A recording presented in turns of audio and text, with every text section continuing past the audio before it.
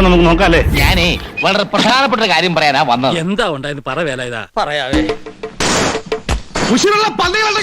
കൊറേ കാലമായി ഞാൻ സഹിക്കുന്നു. No, I will not go. You are giving them protection here. ഇതൊരു നടക്ക് പോണ മാതിരില്ല.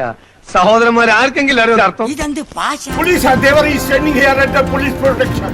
I will not go from here. ഇനി ഇതുപോലുള്ള വൃത്തികേടും കാണിച്ച് എന്റെ പിറകെ നടന്നാലുണ്ടല്ലോ. ആ മാപ്പിളോട് കളിക്കണ്ടട്ട. അയലൊരു ഈടുമൂടില്ലാത്തവനാ. പിന്നെ എന്തിനാണാവോ ഇങ്ങോട്ട് എഴുന്നള്ളിയതിന്റെ ഉദ്ദേശം? നാട്ടിലെ പ്രമാണിയായി പോയില്ലേ, ചട്ടമ്പിമാരെയൊക്കെ ഒന്ന് കണ്ടിട്ട് പോകാതെ. ഞാൻ ചോദിക്കുകയാണ് സുഹൃത്തുക്കളെ. ഇത് മനഃപൂർവ്വം ബഹുമാനപ്പെട്ട ഗവർണർ താൻ ഇരിക്കുന്ന പദവി പോലും നോക്കാതെയുള്ള കാര്യങ്ങളാണ് ചെയ്തുകൊണ്ടിരിക്കുന്നത്.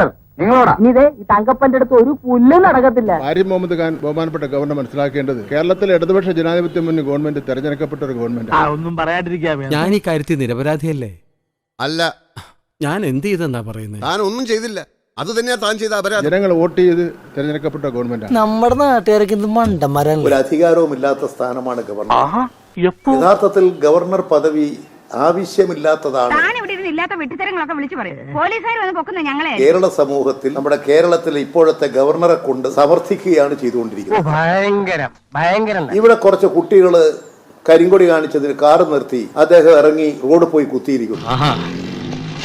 ഒരു പബ്ലിക് ന്യൂസൻസ് ആകാം. പോലീസ് വരുമോന്ന് അറിയണമല്ലോ.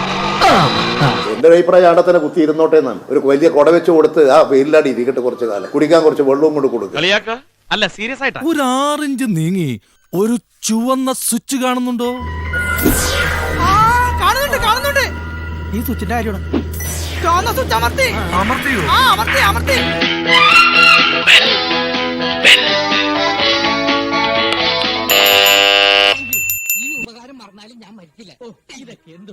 അപ്പോ നാളെ നേരത്തെ തന്നെ ഇങ്ങോട്ട് എത്തണം കേട്ടോ. ശരി.